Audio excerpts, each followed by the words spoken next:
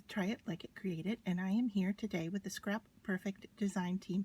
And what we're going to be doing today is rolling some paper to use to make a container. So that's kind of a mouthful, but let me walk you through what we're doing. So what I have here, I believe, is a chopstick. You could use a skewer, you could use a knitting needle, you could use a dowel rod. If you don't have any of those, even a pencil would work, or maybe a paintbrush. But what I have in front of me, I believe, is a chopstick, and it's smaller on one end and a little bit larger on the other end. And I have my glue, and then I have some junk catalogs. You can use catalogs, you can use magazines, you can use newspaper, mail inserts, whatever you would like. But to work with the piece from a magazine or a catalog, I'm just taking the piece from a page from the document, and I'm just going to hold at the corner, and I'm just going to tear it off. It's super quick, super easy, very mindless. You can do this, watching TV to prepare for your project. So just to show you that as I pull the pages off from the front, they are attached to pages in the back. And so I have, since I just pulled 3, I have 3 more here from the back of the catalog. So let me put those all together and set my catalog aside, and then we'll get ready to work here. So I'm going to take my first piece, and what I'm doing here is I'm looking at both sides to see which side has more color.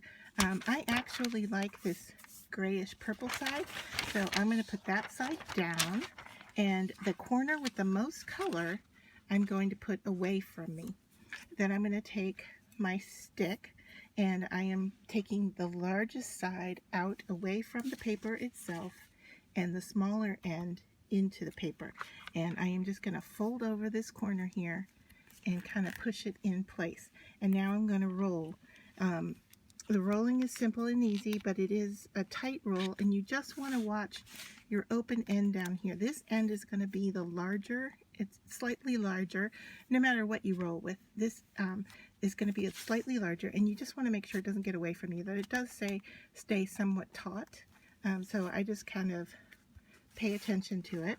And then as I work, if my stick is getting covered up, I just pull it out a little bit as I roll. And because I'm rolling so tight, it may be very tight in there and hard to remove. So just be aware of that. So I get to my end corner, and you can see here that my color is now coming to the outside, and I'm going to take my best glue ever, and I'm using I always leave my no clog writing cap on, so I'm getting a very small amount of adhesive here, and I am just going to tap a few dots of adhesive. Now you really don't want a lot here, because as you roll, one, it may squeeze out of your paper and become sticky out here, which mine just did, and even with that small amount. Now the other thing is it's going to come onto the surface that you're rolling with. Both of those things are okay. I just want you to be aware of it. You don't need to use excess adhesive. So now I'm going to take my dowel, or in this case chopstick, and pull it out of the tube. So just one more time, I'm going to show you with the papers that have colors. I'm going to put the color away from me, fold up on the corner, and I'm working diagonally across the page. Just make sure that as you roll, that you continue to roll them all the same way. And the reason for doing that is that they become the same length. And just a little bit of adhesive here, and that's all it takes to hold that in place. And then I'm gently wiggling to loosen that up. All right, let me move these out of the way, and I'm going to put my chopstick away and put the lid on my glue. No, I'm going to leave it open because I'm going to use it.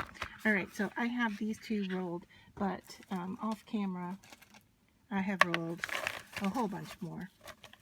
And so you can now see how that color shows up on the outer surface. So now to construct with these, what we're going to do is begin with our piece, and we're just going to roll it up. So let me show you how to do that.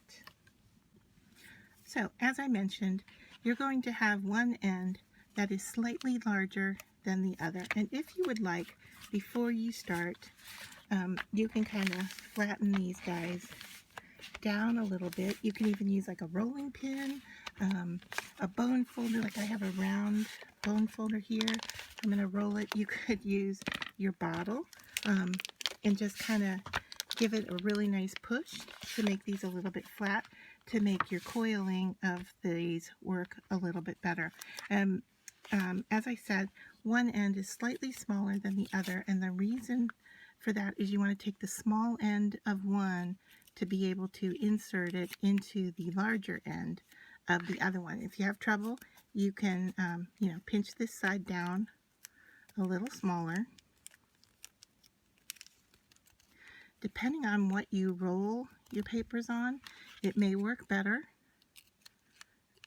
than what I'm showing you here, but they do kind of slide into each other like so, and then you just keep building. So to begin, I'm going to take one piece and I'm just going to start coiling, and as I coil, I am going to touch it with a little bit of adhesive. Now I don't need a lot of adhesive, and I don't need it, a straight line here. I just need some every so often. So as you coil, you want to make sure that it doesn't adjust top to bottom too much on you. You want it to stack on top of itself.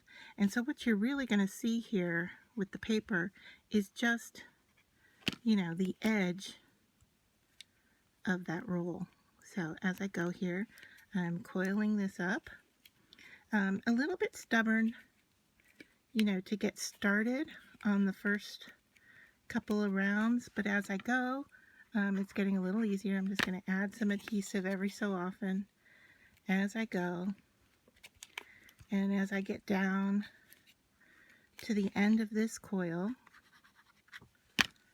I am going to add in my next piece by sliding them together. And anytime you join your two pieces together, of course, you're going to want to have some additional adhesive there. Make sure you're pulling tight so there's no gaps in the roll. All right, so I've got that. I am pushing rather tightly with my fingers. There's no need to put glue into the pieces where you're sliding them into each other here. You can see I'm having just a little bit of difficulty getting this one going, but I'm going to slide that in there, and that's all that's needed. Now I have some glue on that first one. I'm going to add some glue to this side, and like I said, you really don't want a lot because you don't want it to ooze out the top. So as I roll about halfway around, I add a little bit more adhesive. So I give it a roll, I add some adhesive, I give it a roll, and then I add some adhesive. And you can see that this starts to build up rather quickly.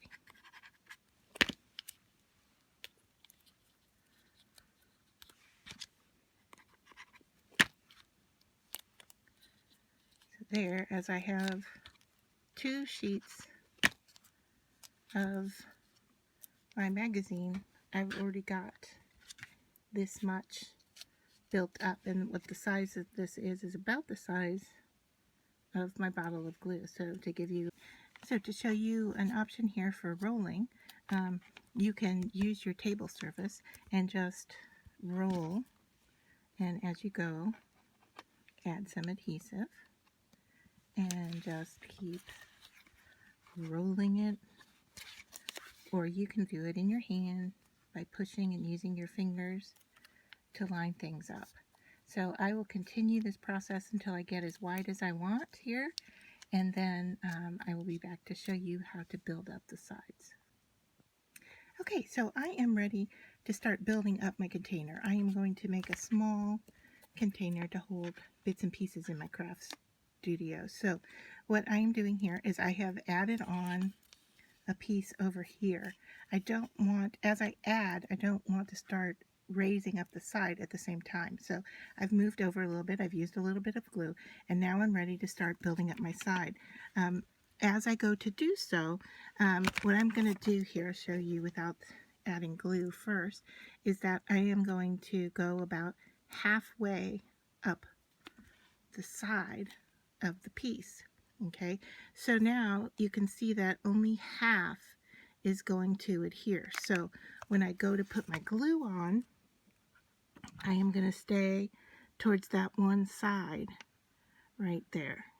Okay, and as I roll, I'm just going to keep rolling and attaching just along that one side. And so as I add this piece, I'm going to get to the end here and you'll be able to see what I'm talking about. And you can see I'm just using a really fine amount of adhesive there. Hopefully you can see that. But as I start to roll and I am starting to climb up the side, can you see that there's some, maybe with my finger here, you can see that there is some depth there. So I am going to continue to do this and build up the side, and I'll be back and show you progress as I go. Okay, so you can see here that my sides are raising rather quickly. Couple of tips as I go along in building this. If you find that you need to adjust while it's still damp, you can, push on, like this piece here is a little bit off, and that's where I started to build. Okay, you can turn it upside down to make sure your top edge is flush, and if your inside starts raising on you, you can push down on it. If you find any gaps that you're uncomfortable with, you can add glue into those spaces. Okay, so now as I am rolling, and I am rolling this on my work surface, I just add a little bit of glue along here, and you can see, I don't know if you can see, can you see? Yeah, there we go, how small amount I'm putting on there. And as I roll, I'm using my fingers on the inside here to kind of push and guide as I use my top hand just to pull the bowl around. All right, and as I do that, I can see here that I have a gap on this piece here. Can you see the opening? So I'm just going to slide that down, and if I want, I can just put a little glue along that edge before I slide it back down. All right, and then as I roll, I'm going to be pushing on that edge so that they join together. Okay, and my fingers are sticky. I have adhesive on them, so it is, oozing out onto the surface. I am almost done with this piece because I really want a small container just to put a few things into.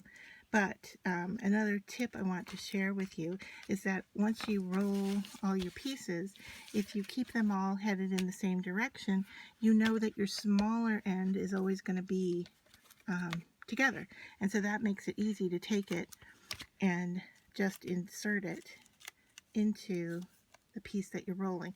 Now I push in until it gives me a little bit of push back. Now you don't have to go that far if you don't want to, but that's kind of how I do it. So I just continue to put a small line of glue.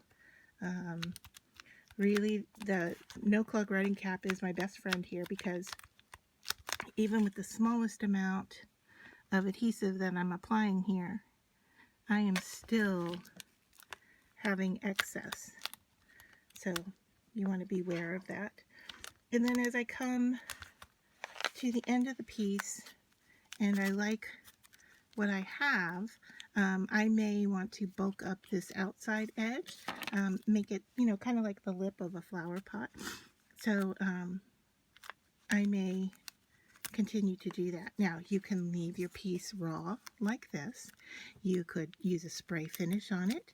You could use some glitter paint on here. You could varnish it. You have a couple of different options for how you want to finish this off.